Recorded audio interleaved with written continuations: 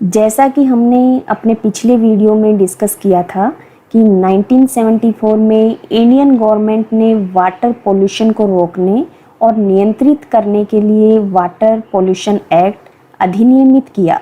70 के दशक में ये देखने में आया कि एयर पोल्यूशन भी बड़ी तेज़ी से बढ़ रहा था और उसकी मेन वजह थी इंडस्ट्रियलाइजेशन। फैक्ट्रीज से बहुत अधिक मात्रा में निकलने वाला धुआं इतना बढ़ता जा रहा था कि लोगों को सांस लेने में भी दिक्कत होने लगी। मशीनों की आवाज़ से होने वाला ध्वनि प्रदूषण भी बढ़ रहा था। फिर 1981 में एयर पोल्यूशन को कम करने और रोकने के लिए एक एक्ट लागू हुआ जिसको air prevention and control of pollution act 1981 कहा गया, जिसका मेन ऑब्जेक्ट था to prevent, control and abatement of air pollution. Means air pollution को रोकना, नियंत्रित करना और कम करना। इस कार्य के लिए सेंटर एंड स्टेट लेवल पे पॉल्यूशन बोर्ड गठित करना। 1974 में जब वाटर एक्ट अधिनियमित हुआ था, उस वक्त जिन राज्यों में पॉल्यूशन बोर्ड अपॉइंट हो गया था, उन राज्यों के पॉल्यूशन बोर्ड को एयर पोल्यूशन रोकने से संबंधित नई पावर और रिस्पॉन्सिबिलिटीज प्रोवाइड करना एवं जिन राज्यों में 1974 में पॉल्यूशन बोर्ड नहीं अपॉइंट हो सका था, उन राज्यों में बोर्ड अपॉइंट करके उनको एयर पोल्यूशन रोकने, नियंत्रित करने एवं कम करने के संबंध में पावर एवं रिस्पॉन्सिबिलिटीज प्रोवाइड करना भी इस एक्ट का मुख्य उद्देश्य था। इस एक्ट के तहत एयर पोल्यूटेंट की जो डेफिनेशन दी गई है वह है एनी सॉलिड, लिक्विड और gaseous substance including noise present in the atmosphere in such concentration as may be or tend to be injurious to human being or other living creature or plant or property or environment। अगर air pollutant ज़्यादा concentration में है जो कि human being, living creature, plant properties, environment को हानि पहुंचा रहे हैं तो ये पोल्यूटेंट हैं। मतलब इनकी कंसंट्रेशन डिसाइड करेगी कि ये एयर पोल्यूटेंट हैं या नहीं। अब एयर पोल्यूशन एक्ट 1981 के तहत जो सेंट्रल पोल्यूशन कंट्रोल बोर्ड के फंक्शन निर्धारित किए गए हैं वो डिस्कस करते हैं।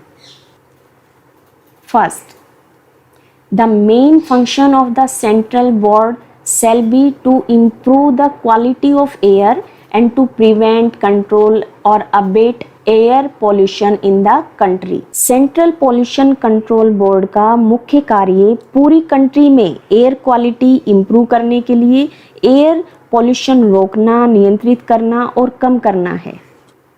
Second, to advise the central government on any matter concerning the prevention and control of air pollution.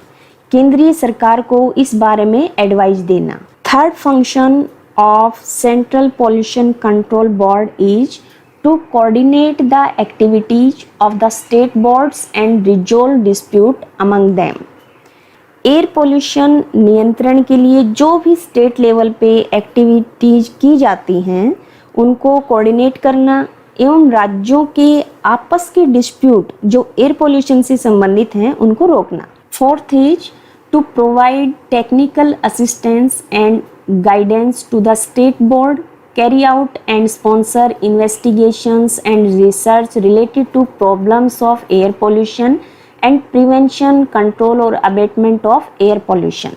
State Pollution Control Board को वो सब टेक्निकल असिस्टेंस देना व एयर पोल्यूशन कंट्रोल करने से रिलेटेड कोई खोज, इन्वेस्टिगेशन करने में किसी तरह की प्रॉब्लम आए तो उसकी हेल्प करना।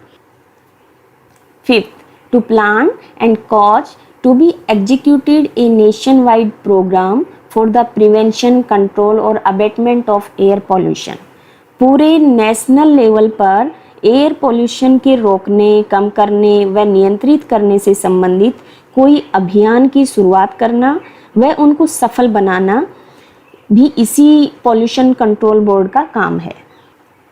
Sixth, to plan and organize the training of persons of different states who are engaged or to be engaged in programs for the prevention, control और abatement of air pollution. Air pollution को रोकने से संबंधित कार्यों में राज्य स्तर पर कार्य कर रहे लोगों को उचित ट्रेनिंग देने का प्रबंध भी सेंट्रल पोल्यूशन कंट्रोल बोर्ड ही करता है.